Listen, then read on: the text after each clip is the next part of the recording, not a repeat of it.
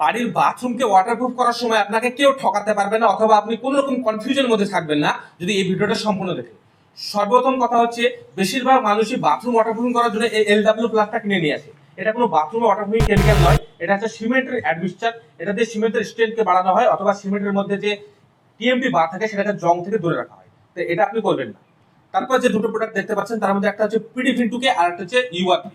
পিডিফিন 2K দিয়ে সব থেকে ভালোভাবে বাথরুমকে ওয়াটারপ্রুফ করা যায়। এটা নিয়ম হচ্ছে, এই 3 কেজি প্রোডাক্টের ভিতরে 1 কেজি থাকে কেমিক্যাল এবং 2 কেজি থাকে পাউডার।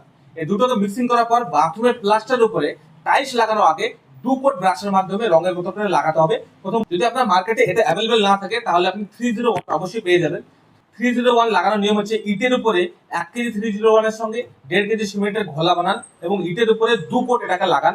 তারপর আপনি প্লাস্টার করে আপনি টাইলস লাগান, তাহলে আপনার বাথরুমটি সুন্দরভাবে ওয়াটারপ্রুফ থাকবে। এই 3টে প্রোডাক্টই আমার কাছে অ্যাভেলেবেল আছে, কেউ যদি কিনতে চায় তাহলে আমাদের সঙ্গে যোগাযোগ করতে পারে। ধন্যবাদ।